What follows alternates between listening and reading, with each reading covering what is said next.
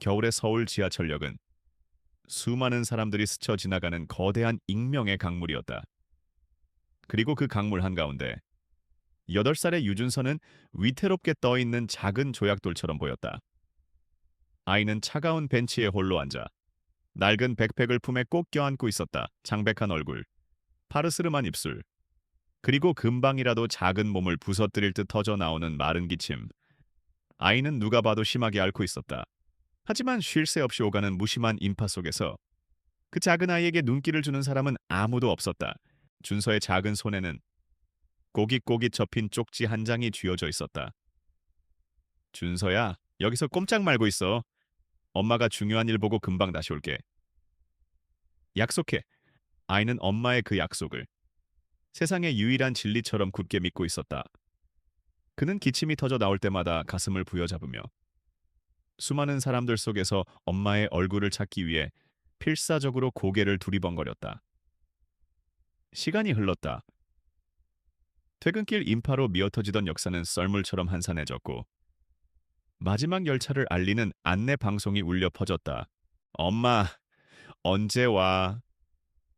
희망은 서서히 불안감으로, 그리고 이내 걷잡을 수 없는 공포로 변해갔다.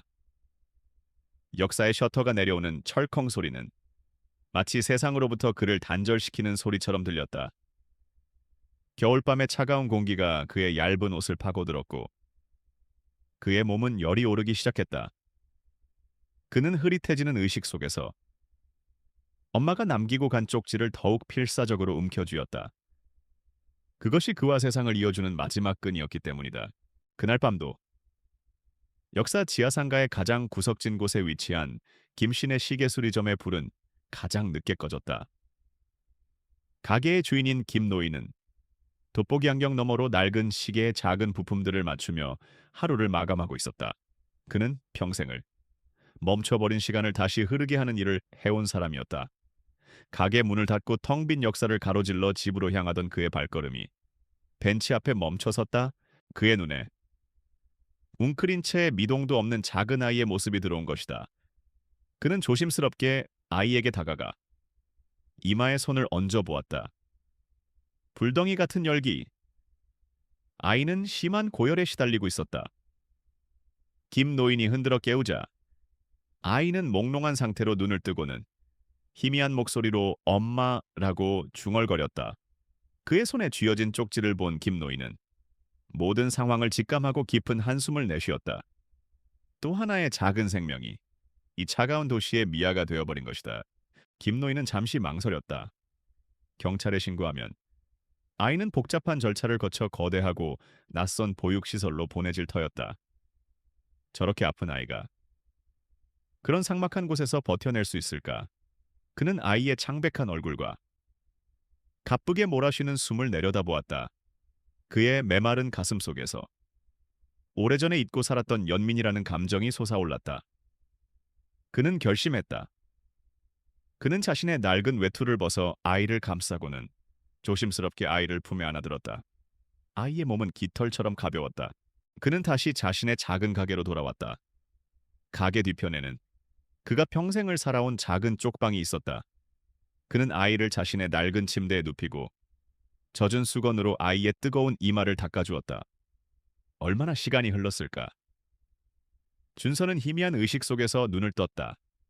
매캐한 지하철의 공기가 아닌 오래된 기름과 낡은 책 냄새가 났다. 그의 몸은 따뜻한 이불에 감싸여 있었고 귓게는 수십 개의 시계들이 내는 똑딱 소리가 마치 자장가처럼 평화롭게 들려왔다. 그리고 그의 옆에서 한 노인이 걱정스러운 얼굴로 자신을 지켜보고 있었다. 준서는 그 온화한 눈빛 속에서 아주 오랜만에 안전함이라는 감각을 느끼며 다시 깊은 잠에 빠져들었다. 김 노인의 극진한 간호 덕분에 유준서는 며칠 만에 열이 내리고 정신을 차렸다. 하지만 아이는 갈 곳이 없었다. 김 노인은 결국 이 작고 병든 아이를 자신의 운명으로 받아들이기로 결심했다. 그렇게 준서는 지하상가 구석의 낡은 시계 수리점 뒤편에 있는 작은 쪽방에서 새로운 삶을 시작하게 되었다. 그곳은 비록 좁고 낡았지만 준서가 태어나서 처음으로 느껴보는 따뜻하고 안전한 보금자리였다. 그들의 삶은 조용하고 규칙적이었다. 김노인은 하루 종일 돋보기 안경을 끼인 채 멈춰버린 시계들에게 새로운 생명을 불어넣어 주었고, 준서는 그 옆에 조용히 앉아 낡은 책들을 읽거나 노인의 정교한 손놀림을 묵묵히 지켜보았다. 말이 없는 노인과 말이 없는 아이, 두 사람은 많은 대화를 나누지 않았지만 멈춰버린 시계의 톱니바퀴들이 다시 맞물려 돌아가듯 서로의 외로운 시간 속으로 조용히 스며들었다. 그러던 어느 날, 김 노인은 아주 오래된 스위스제 앤티크 괴종 시계의 무브먼트를 수리하느라 며칠 밤낮을 끙끙 앓고 있었다. 수백 개의 복잡한 톱니바퀴와 태엽들이 뒤엉켜 도저히 해답을 찾을 수 없었다. 그가 지친 몸을 이끌고 잠시 바람을 쐬러 나간 사이, 준서가 조심스럽게 작업대로 다가갔다. 그는 오랫동안 흩어져 있는 부품들과 설계도를 말없이 번갈아 보았다. 그의 머릿속에서는 수백 개의 톱니바퀴들이 마치 살아있는 것처럼 스스로 움직이고 제자리를 찾아가고 있었다. 김노인이 가게로 돌아왔을 때 그는 자신의 눈을 의심했다. 작업대 위에는 준서가 흩어져 있던 톱니바퀴들을 이용해 마치 하나의 작은 기계 도시처럼 완벽한 형태로 배열해 놓은 것이 아닌가. 준서야, 이게 네가 한 것이냐? 김노인이 놀라 묻자 준서는 수줍게 고개를 끄덕였다. 할아버지, 이 톱니바퀴가 여기가 아니라 이쪽으로 연결되어야 시계가 움직일 것 같아요. 김노인은 아이가 가리키는 대로 부품을 조립했다. 그러자 거짓말처럼 10년 넘게 멈춰있던 시계의 심장이 다시 째깍 하고 뛰기 시작했다. 김노인은 충격에 휩싸였다. 그는 이 아이가 그저 영리한 수준이 아님을 깨달았다. 이 아이는 복잡한 시스템의 원리와 구조를 본능적으로 꿰뚫어보는 천재적인 재능을 가지고 있었다.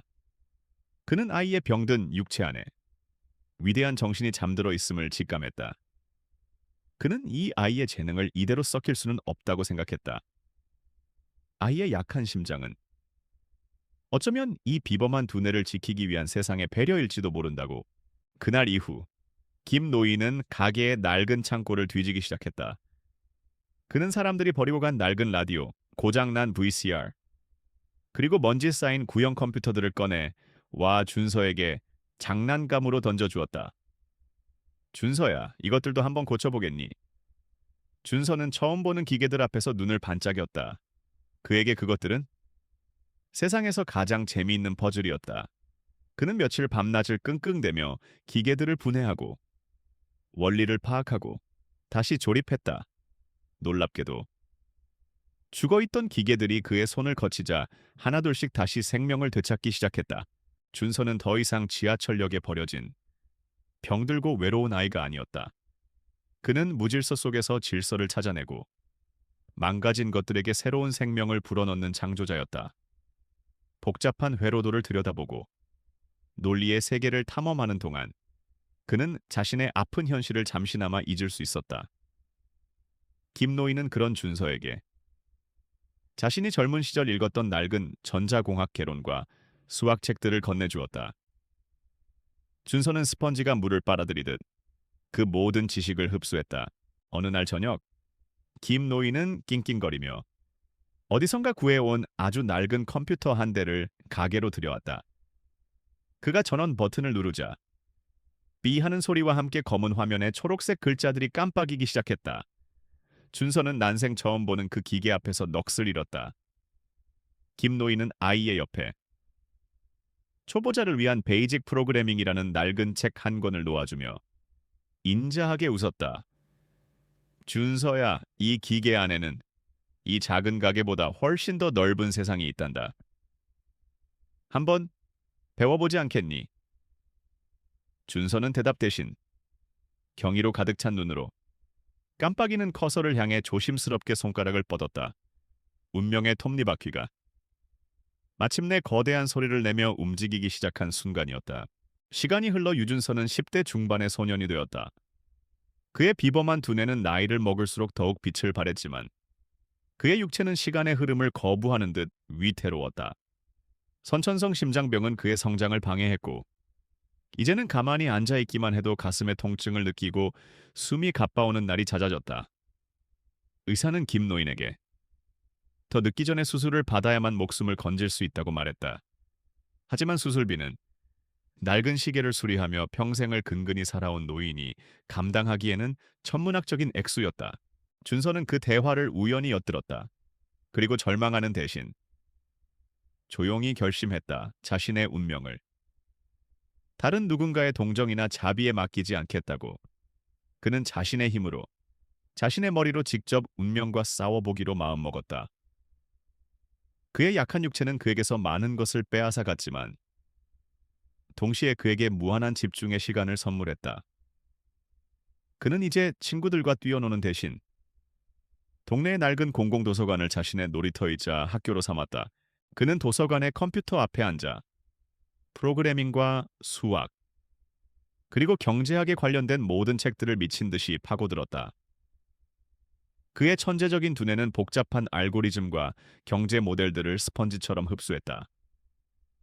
그는 곧 돈이 없는 자신이 짧은 시간 안에 거대한 돈을 벌 수 있는 유일한 전쟁터가 바로 주식시장이라는 것을 깨달았다. 보통 사람들의 눈에는 무질서한 혼돈처럼 보이는 그곳이 그의 눈에는 수억 개의 데이터들이 만들어내는 거대한 패턴의 바다처럼 보였다. 그는 그 패턴 속에서 인간의 탐욕과 공포가 만들어내는 숨겨진 법칙을 찾아낼 수 있다고 믿었다. 그는 자신의 생존을 위한 단 하나의 무기를 만들기 시작했다. 바로 주식시장의 미래를 예측하는 인공지능 알고리즘이었다. 그는 자신의 얼마 남지 않은 시간을 상징하듯 그 프로그램에 크로노스라는 이름을 붙였다. 그는 밤낮을 잊고 코드와 씨름했다. 도서관이 문을 닫으면 김노인의 가게에 있는 낡은 컴퓨터 앞에 앉아 새벽까지 키보드를 두드렸다. 그 과정은 결코 쉽지 않았다. 낡은 컴퓨터는 그의 복잡한 계산을 따라오지 못하고 멈춰 서기 일쑤였고 그의 건강 역시 시시때때로 그의 발목을 잡았다. 코드를 짜다가도 갑자기 찾아오는 가슴 통증에 책상 위로 쓰러지는 날들이 반복되었다.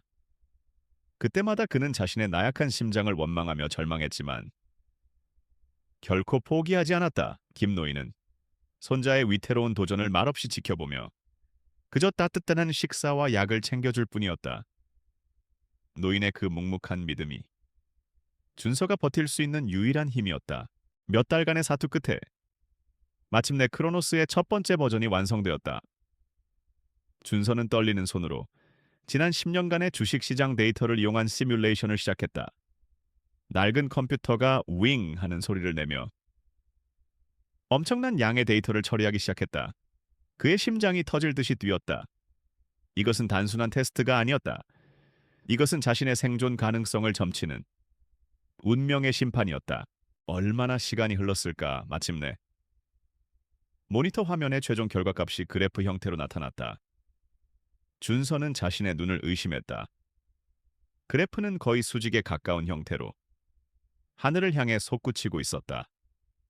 지난 10년간 크로노스의 예측에 따라 투자를 했다면 초기 자본금의 수만 배에 달하는 경이적인 수익률을 기록했다는 결과였다. 그것은 단순한 성공이 아니었다. 그것은 기적이었다. 준서는 모니터 화면을 보며 자신도 모르게 뜨거운 눈물을 흘렸다. 그는 마침내 거대한 운명이라는 벽을 부술 수 있는 작지만 강력한 망치를 자신의 손으로 만들어낸 것이다. 이제 남은 것은 이 망치를 휘두를 용기를 내는 것뿐이었다. 알고리즘 크로노스는 완성되었지만 그것은 아직 실탄 없는 총에 불과했다. 유준서에게는 운명의 자물쇠를 열 열쇠는 있었지만 그 열쇠를 꽂을 자물쇠, 즉 초기 자본금이 없었다. 그는 법적으로 미성년자였고 그의 수중계는 단돈 100원도 없었다. 그는 며칠 밤낮을 고민했다.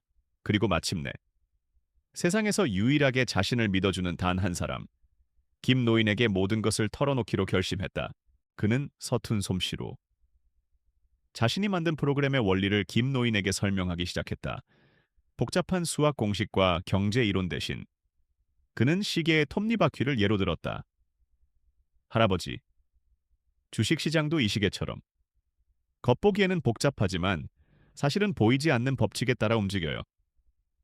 저는 그 법칙을 계산해내는 기계를 만든 거예요. 그는 자신이 만든 시뮬레이션의 결과 그래프를 보여주었다. 김노인은 컴퓨터 화면에 떠오른 현란한 그래프와 알 수 없는 숫자들을 이해할 수 없었다. 하지만 그는 한 가지는 확실히 알 수 있었다. 바로 눈앞에 앉은 소년의 눈빛이었다. 그 안에는 자신의 목숨을 건 사람만이 가질 수 있는 처절한 진심과 흔들림 없는 확신이 담겨 있었다. 김노인은 평생을 정직한 톱니바퀴들이 맞물려 돌아가는 시계와 함께 살아왔다. 그는 거짓의 눈빛과 진실의 눈빛을 구분할 줄 알았다. 그는 결심했다. 이 아이의 천재성에, 그리고 그의 절박함에 자신의 남은 인생 전부를 걸어보기로. 다음 날 아침, 김노인은 은행으로 향했다. 그리고 낡은 통장을 해지해 평생 시계를 수리하며 한 푼 두 푼 모아온 자신의 전 재산을 모두 인출했다. 그것은 부자들의 눈에는 푼돈일지 몰라도 한 노인의 인생이 담긴 무게를 가진 돈이었다. 그는 돈이 든 봉투를 준서의 손에 쥐어주었다. 내 전 재산이다, 준서야. 이걸로 네 목숨을 살릴 수만 있다면 나는 아무것도 아깝지 않다. 준서는 떨리는 손으로 돈 봉투를 받아들고 아무 말 없이 고개만 숙였다. 눈물이 뚝뚝 떨어져 봉투를 적셨다. 김노인의 주식 계좌를 이용해. 마침내 첫 번째 실전 투자가 시작되었다. 준서는 크로노스가 예측한 아무도 주목하지 않는 작은 바이오 회사의 주식을 매수했다. 그리고 기다림의 시간이 시작되었다. 그것은 피를 말리는 시간이었다. 만약 실패한다면 그는 김노인의 인생을 송두리째 망가뜨리는 것이었다. 그는 컴퓨터 화면의 주가 변동 그래프에서 눈을 뗄 수 없었다. 며칠 뒤 크로노스의 예측대로 그 바이오 회사는 신약 개발에 성공했다는 공시를 냈고 주가는 폭등하기 시작했다. 첫 번째 성공이었다. 작은 수익이었지만 그것은 크로노스가 현실 세계에서도 작동한다는 것을 증명한 위대한 첫걸음이었다. 그 후 기적과도 같은 일들이 벌어졌다. 준서는 크로노스의 분석을 바탕으로 하락장에서 매수하고 상승장에서 매도하는 신들린 듯한 투자를 이어갔다. 그는 결코 욕심내지 않았고 철저하게 알고리즘의 원칙을 따랐다. 김노인의 통장 잔고는 눈덩이처럼 아마 불어나기 시작했다. 몇백만 원이었던 돈은 몇 달 만에 수천만 원, 그리고 수억 원으로 늘어났다. 그리고 마침내 운명의 날이 왔다. 준서는 자신의 눈앞에 찍힌 통장 잔고를 보고 숨을 멈췄다. 그의 심장 수술비를 감당하고도 남을 만큼의 충분한 돈이 모인 것이다. 그와 김노인은 서로를 부둥켜 안고 소리 없이 눈물을 흘렸다. 그들은 마침내 불가능해 보였던 거대한 운명과의 싸움에서 승리한 것이다. 며칠 뒤 준서는 국내 최고의 심장 전문 병원에서 대수술을 받게 되었다. 수술실로 들어가는 그의 손을 김노인은 끝까지 놓지 않았다. 괜찮을 거다, 준서야. 꼭 살아서 나와야 한다. 기나긴 수술 시간 동안 김노인은 수술실 앞을 떠나지 않고 평생 해본 적 없는 기도를 올렸다. 마침내 수술실의 문이 열리고 의사가 성공적인 결과를 알렸을 때 노인은 그 자리에 주저앉아 감사의 눈물을 쏟아냈다. 준서는 마취에서 깨어나 난생 처음으로 느껴보는 감각에 놀랐다. 자신의 가슴 속에서 고통이나 불안함 없이 조용하고 규칙적으로 뛰고 있는 심장의 고동소리. 그는 조심스럽게 가슴에 손을 얹었다. 쿵쿵쿵. 그것은 세상에서 가장 아름다운 음악처럼 들렸다. 그가 천천히 눈을 떴을 때 그의 침대 옆 의자에서 자신의 손을 꼭 잡은 채 잠들어 있는 김노인의 모습이 보였다.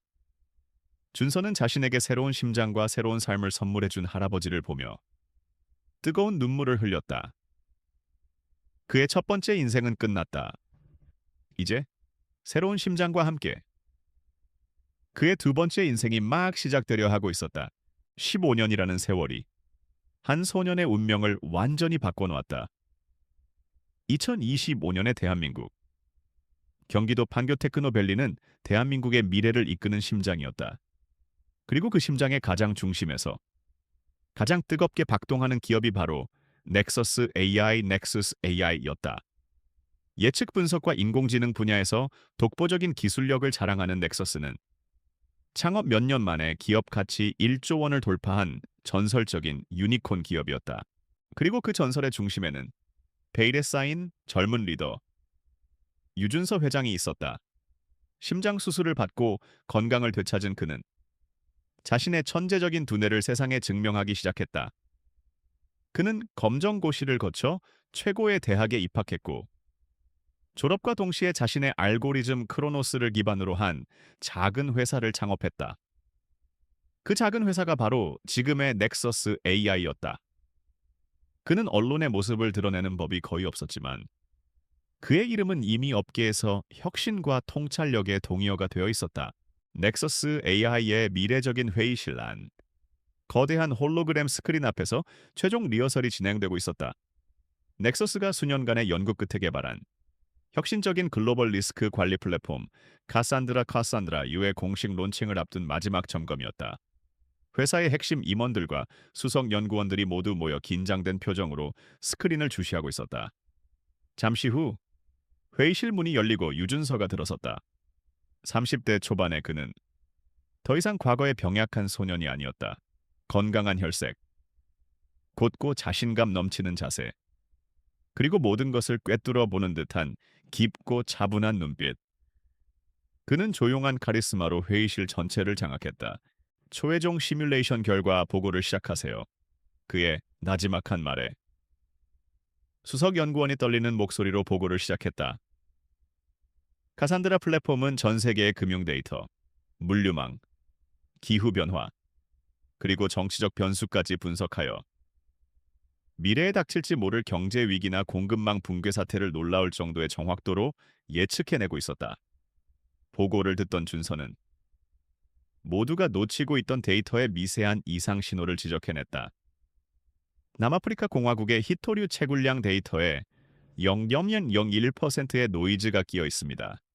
이 작은 변수가 6개월 뒤 반도체 시장 전체의 나비 효과를 불러일으킬 수도 있어요. 론칭 전에 반드시 수정하도록 하세요.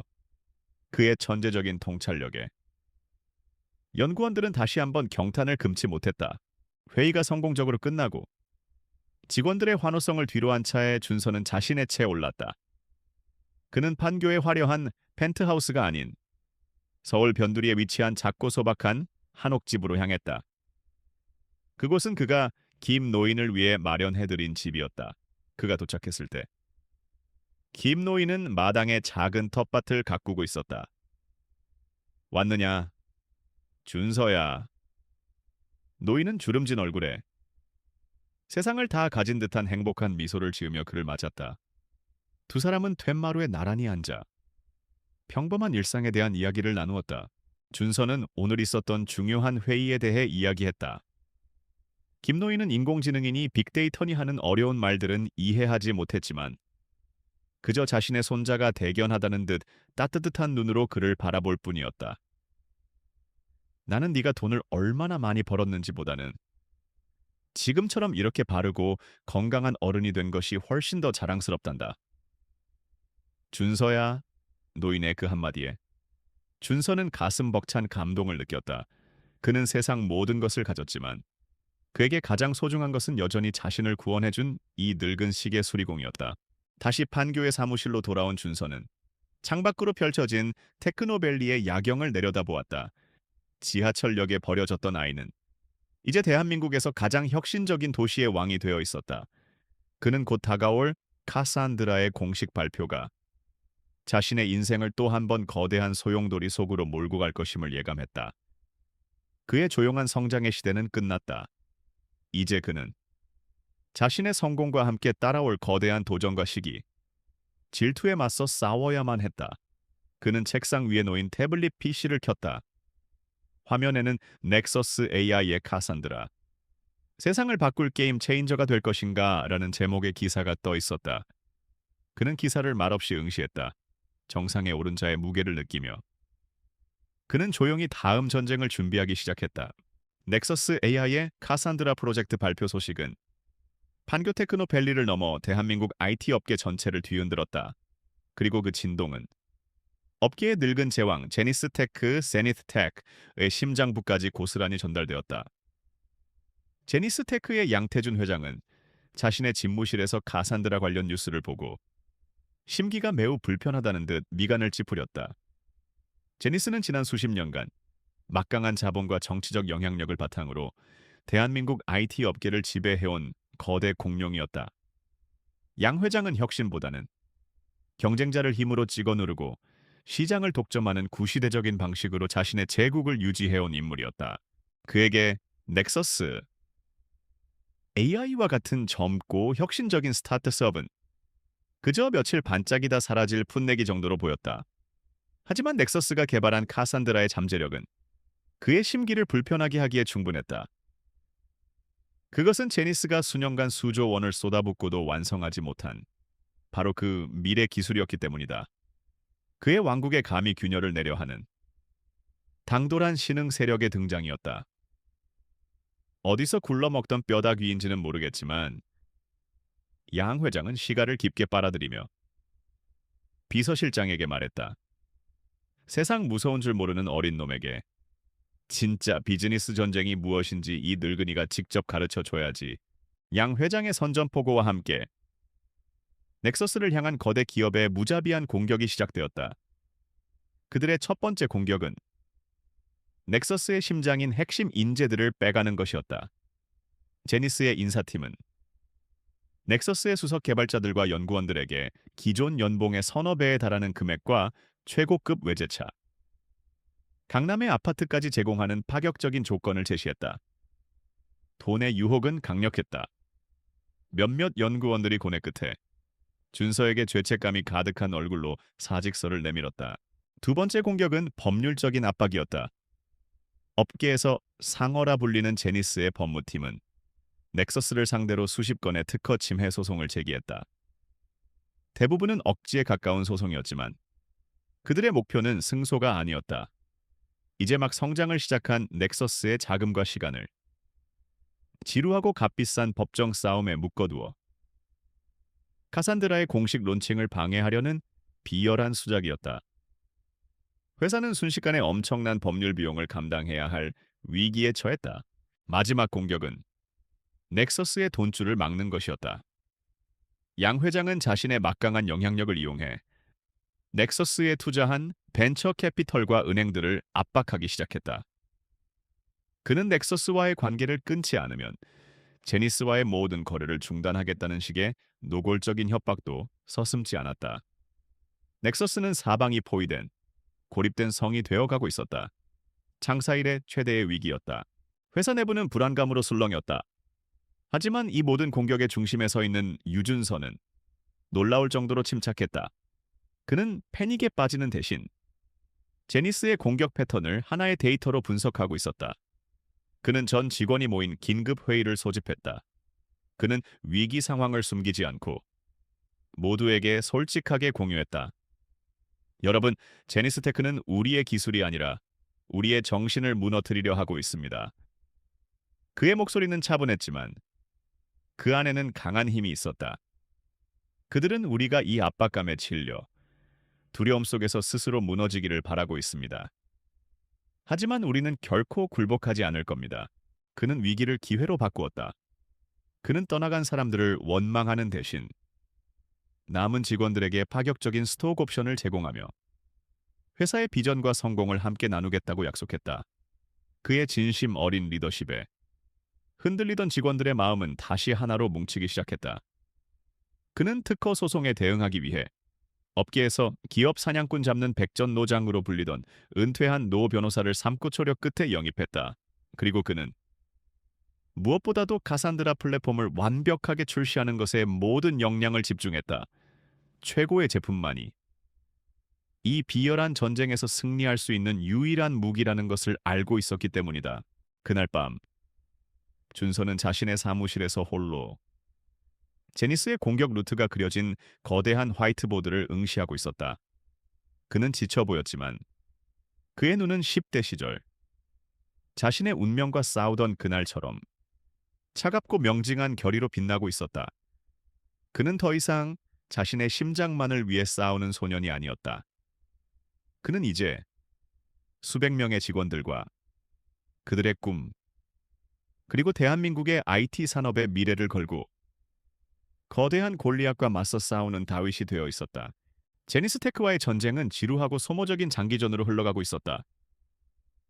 유준서는 자신의 모든 지략과 에너지를 동원해 골리앗의 공격을 힘겹게 막아내고 있었다. 그의 하루하루는 살얼음판을 걷는 듯한 긴장의 연속이었다. 바로 그때 그의 복잡한 전장에 예상치 못한 과거의 망령이 찾아왔다.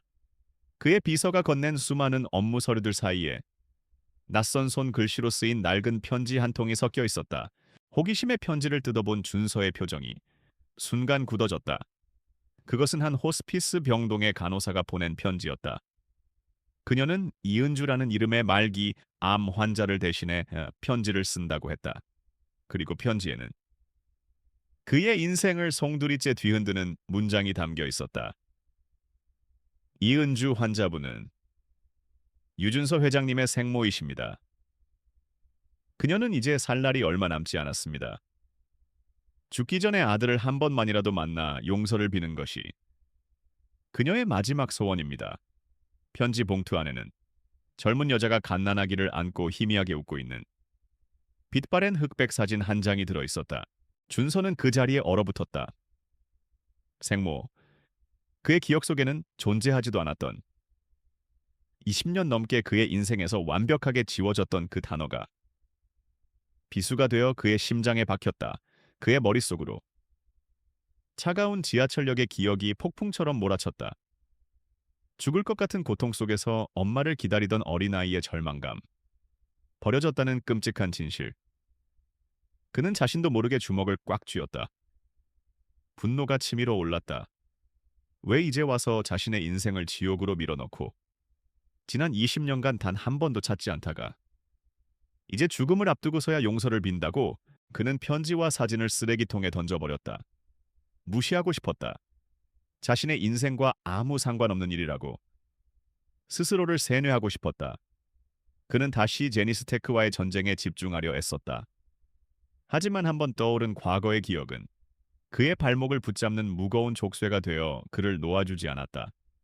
그는 그날따라 일에 전혀 집중할 수 없었다. 그의 머릿속은 자신을 버린 여자에 대한 원망과 그럼에도 불구하고 그녀의 얼굴이 궁금한 자기 자신에 대한 혐오감으로 뒤엉켜 혼란스러웠다. 결국 그는 모든 일을 중단하고 김 노인을 찾아갔다. 그는 아무 말 없이 쓰레기통에서 다시 주워온 편지를 노인에게 건넸다. 편지를 다 읽은 김 노인은 말없이 준서의 어깨를 토닥여 주었다. 그는 가라고 혹은 가지 말라고 말하지 않았다. 대신 그는 자신의 주름진 인생의 지혜가 담긴 조용한 조언을 건넸다. 준서야, 용서는 그 사람을 위한 것이 아니란다. 노인의 목소리는 따뜻했다. 그것은 미움이라는 무거운 짐을 평생 짊어지고 살아야 하는 바로 너 자신을 위한 것이지. 과거라는 감옥에서 너를 꺼내주기 위한 마지막 열쇠란다. 그날 밤 준서는 혼자 차를 몰아 밤새도록 서울 시내를 정처 없이 헤맸다. 김노인의 말이 그의 귓가에 계속 맴돌았다. 과거라는 감옥. 그는 자신이 이미 그 감옥에서 벗어났다고 생각했다. 그는 성공했고 새로운 삶을 살고 있었다. 하지만 아니었다.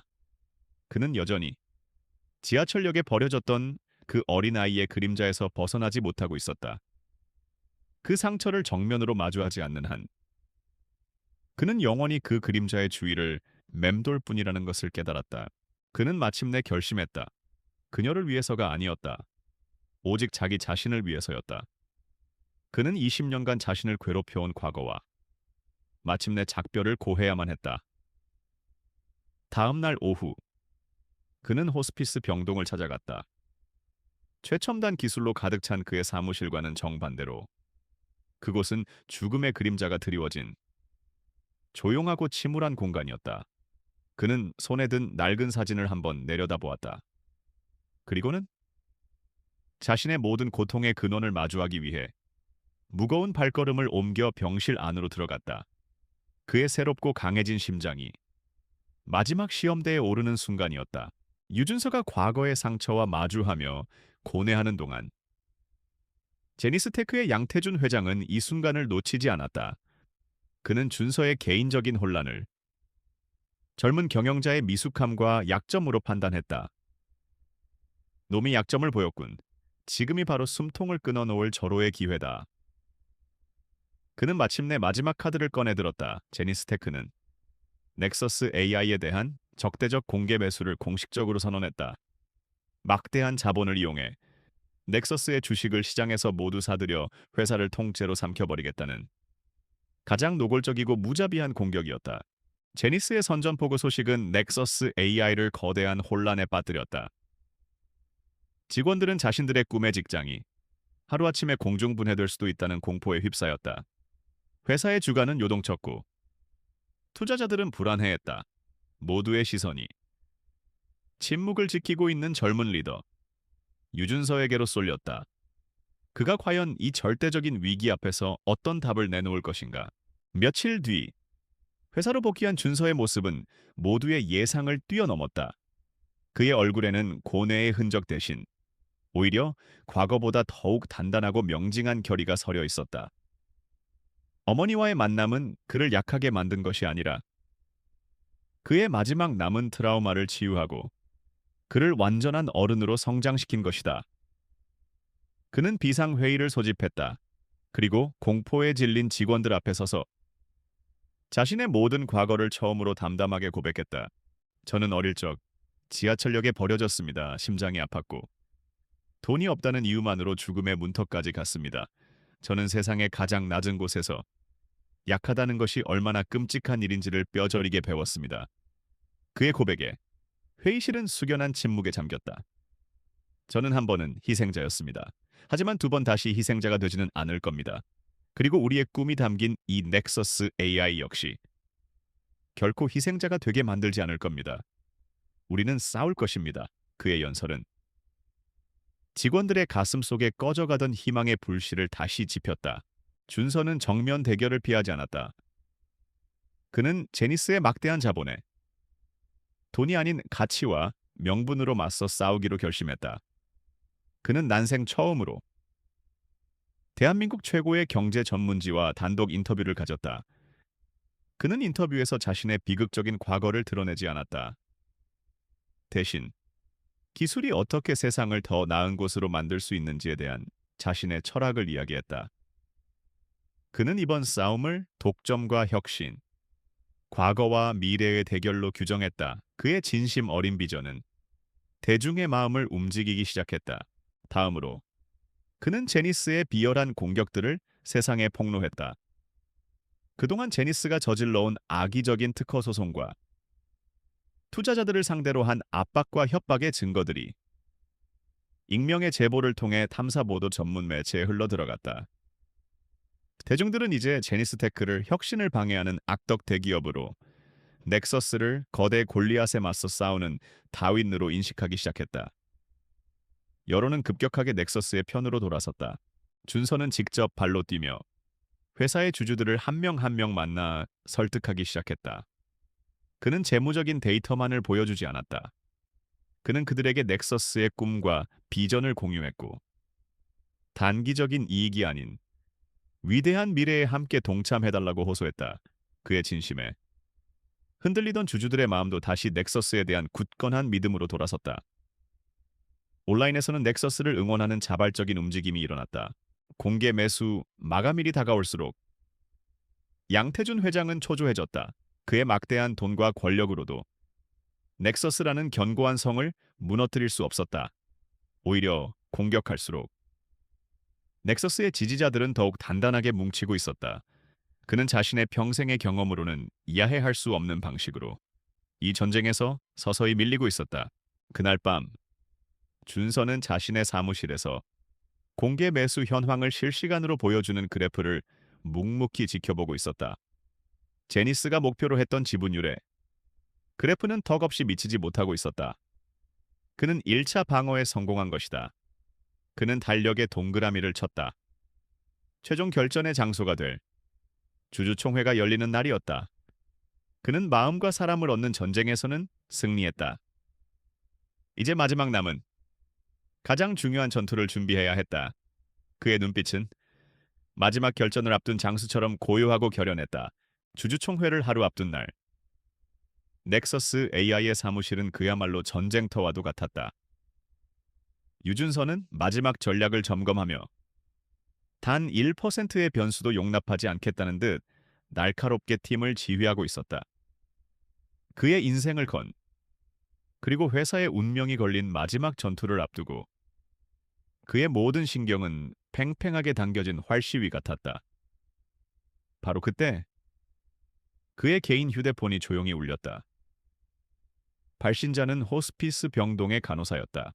유준서 회장님, 이은주 환자분의 상태가 갑자기 위독해지셨습니다. 의사 선생님께서 오늘 밤을 넘기기 힘들 것 같다고 하십니다. 만약 오실 거라면 지금 오셔야 할 것 같습니다. 간호사의 침착하지만 슬픔이 밴 목소리가 준서의 심장을 꿰뚫었다. 그의 눈앞이 아찔해졌다. 내일은 그의 인생에서 가장 중요한 싸움이 기다리고 있었다. 하지만 오늘 밤은 그의 인생을 송두리째 흔들어온 과거와 마주해야 할 마지막 시간이었다. 그는 잠시 동안 깊은 고뇌에 빠졌다. 하지만 선택은 이미 정해져 있었다. 그는 수십 년간 자신을 괴롭혀온 이 지독한 굴레를 더 이상 외면할 수 없었다. 그는 놀라는 비서실의 만류를 뒤로하고 직접 차를 몰아 호스피스 병동으로 향했다. 차를 모는 동안 그의 머릿속은 수많은 기억과 감정들로 뒤엉켜 있었다. 차가운 지하철 벤치의 감촉, 엄마의 손길에 대한 희미한 그리움, 그리고 버려졌다는 지독한 원망까지 병실 문을 열었을 때 그를 맞이한 것은 죽음의 그림자가 짙게 드리워진 낯선 여인의 모습이었다. 그녀는 사진 속의 젊고 생기 넘치던 모습은 온데간데 없이 앙상한 뼈대만 남아 기계에 의지해 힘겹게 숨을 내쉬고 있었다. 그녀는 아들의 등장을 알아채고 마른 눈가에서 눈물을 흘리기 시작했다. 준서는 차마 그녀에게 다가가지 못하고 문 앞에 우두커니 서 있었다. 아, 준서야, 내 아들. 그녀는 산소 마스크 너머로 갈라지고 희미한 목소리로 아들의 이름을 불렀다. 그리고 그녀는 지난 20년간 단 하루도 잊어본 적 없는 그날의 진실을 고백하기 시작했다. 그녀는 어리고 가난한 미혼모였다. 세상의 편견 속에서 그녀는 아들의 심장병을 고칠 수천만 원의 수술비를 감당할 능력이 없었다. 의사는 아이가 곧 죽을 것이라고 했다. 절망의 끝에서 그녀는 끔찍한 도박을 하기로 결심했다. 네 올 버린 게 아니었어. 널 살리고 싶었단다. 아가? 그녀는 울먹이며 말했다. 어미가 무능해서 돈이 없어서 너를 살릴 유일한 방법이 차라리 사람들 많은 곳에 두면 돈 많고 마음씨 좋은 사람이 널 발견해서 병원에 데려가 줄지도 모른다고. 그렇게 믿었어. 이 어리석은 어미는. 그것은 사랑이 만들어낸 가장 끔찍하고 뒤틀린 선택이었다.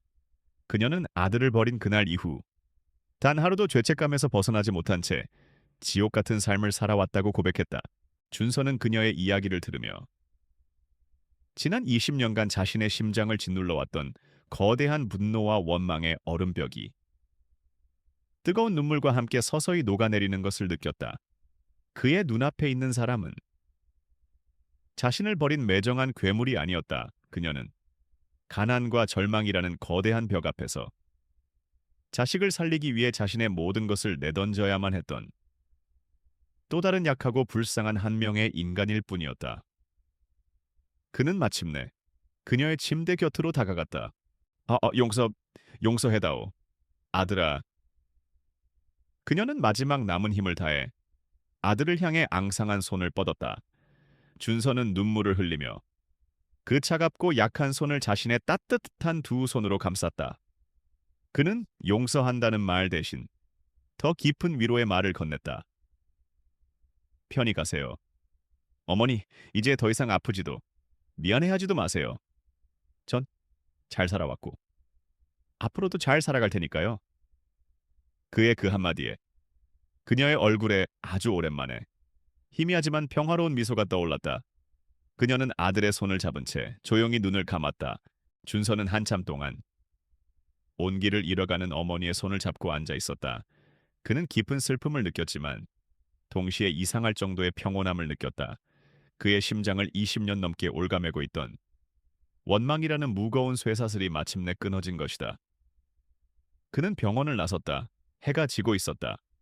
그는 감정적으로 완전히 소진되었지만 그의 영혼은 난생 처음으로 온전해진 기분이었다. 버려졌던 소년의 유령은 이제 어머니의 죽음과 함께 편히 잠들었다. 그는 차에 올라타 내일의 전쟁터가 될 도시를 바라보았다.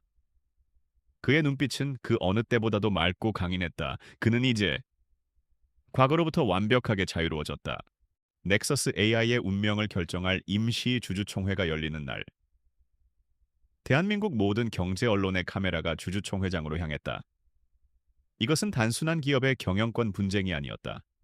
IT 업계의 늙은 제왕과 새롭게 떠오른 젊은 천재의 세기의 대결이자 구시대의 독점 자본과 미래의 혁신 기술이 벌이는 마지막 전쟁이었다. 주주총 회장은 양측의 지지자들로 나뉘어 폭풍 전야와 같은 팽팽한 긴장감이 감돌았다. 양태준 회장은 승리를 확신하는 듯 여유로운 미소와 함께 모습을 드러냈다. 그의 법률팀은 지난 몇 주간 막대한 자금력을 동원해 우호 지분을 확보하고 소액 주주들의 의결권을 위임받는 작업을 물밑에서 진행해왔다. 그들의 계산으로는 근소한 차이로 이사회를 교체하고 경영권을 차지할 수 있다는 결론이 나온 상태였다.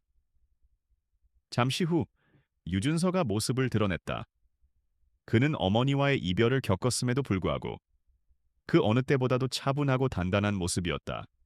그의 조용한 자신감은 오히려 양 회장의 심기를 불편하게 만들었다. 마침내 운명의 안건인 현 이사진 해임 및 제니스 테크 측 이사 선임의 건이 상정되었다. 양측의 치열한 위임장 대결이 펼쳐지고 전자투표가 시작되었다. 모두가 숨을 죽이고 대형 스크린에 떠오르는 실시간 집계 현황을 지켜보았다. 결과는 그야말로 피를 말리는 접전이었다.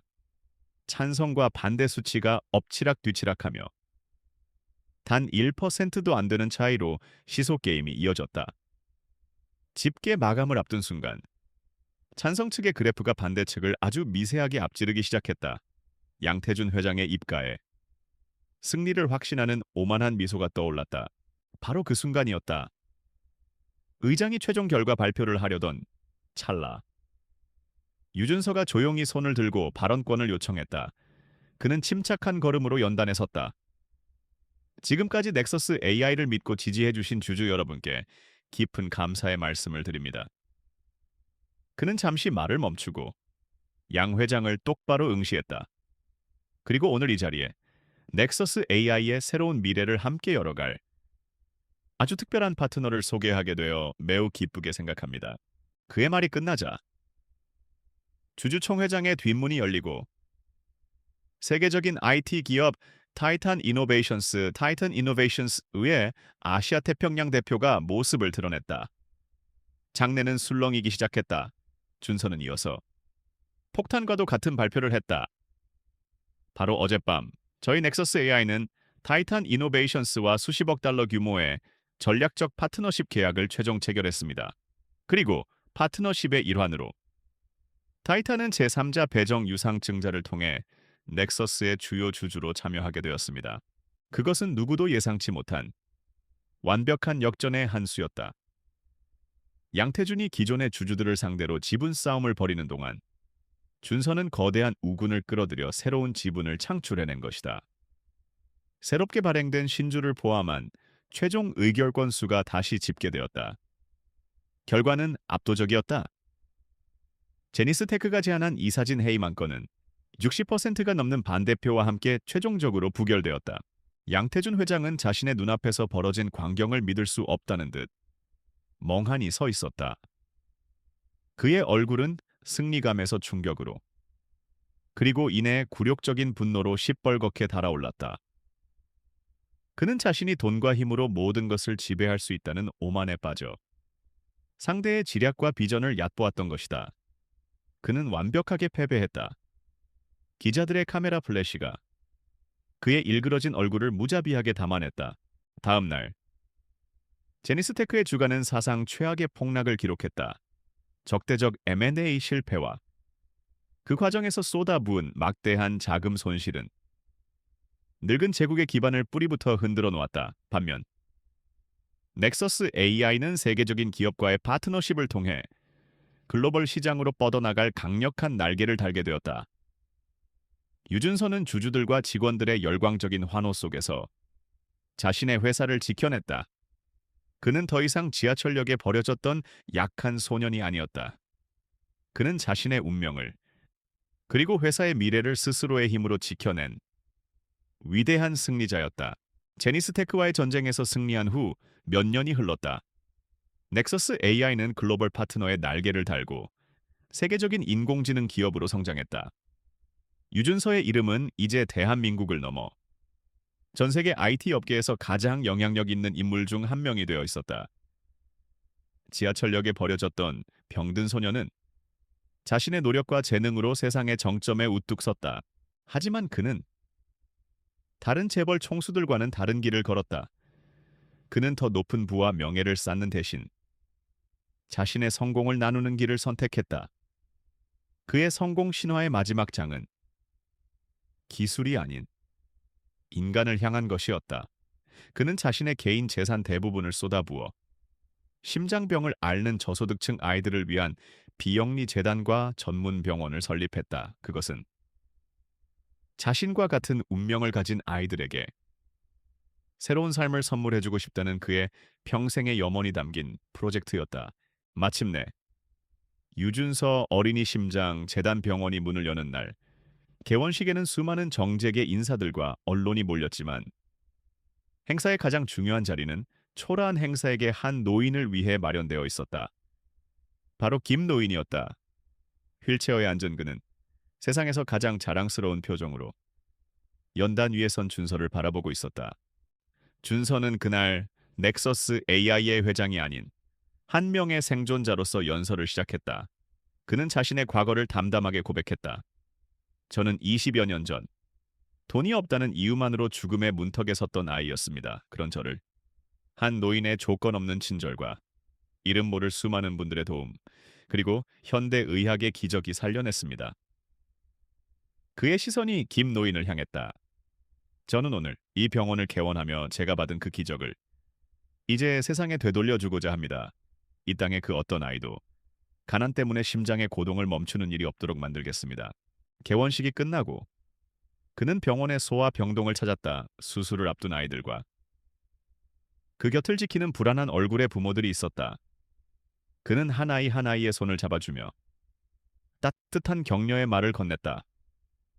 그때 그의 눈에 창가에 홀로 앉아 겁에 질린 눈으로 밖을 내다보는 작은 남자아이가 들어왔다. 아이의 모습은 20여 년 전 지하철 벤치에 홀로 앉아있던 자신의 모습과 너무나도 닮아 있었다. 준서는 조용히 아이에게 다가가 그 옆에 무릎을 꿇고 앉았다. 아이는 경계심 가득한 눈으로 그를 쳐다보았다. 준서는 아이를 향해 세상에서 가장 따뜻한 미소를 지어 보였다. 그는 자신의 가슴에 손을 얹고 아이의 작은 가슴에도 손을 얹어 주었다. 괜찮아. 그의 목소리는 나지막하고 부드러웠다. 아저씨도 너만 했을 때 여기서 수술 받았거든. 봐. 지금은 아주 튼튼하지. 너도 곧 그렇게 될 거야. 그는 단순한 위로가 아닌 자기 자신이 살아있는 희망의 증거임을 보여주었다. 아이의 겁먹은 눈빛이 아주 조금씩 누그러지기 시작했다. 아이는 수줍게 아주 작은 미소를 지어 보였다. 그 미소를 보는 순간 준서는 자신의 길고 길었던 싸움이 그리고 인생이 마침내 완성되었음을 느꼈다. 그는 자리에서 일어나 아이들의 희망과 두려움이 공존하는 병동을 둘러보았다. 그는 자신의 가슴에 손을 얹었다. 그의 심장은 이제 자기 자신만을 위해 뛰지 않았다. 그의 새로운 심장은 이제 세상의 모든 아픈 아이들을 위해 사랑과 희망의 박동을 시작하고 있었다.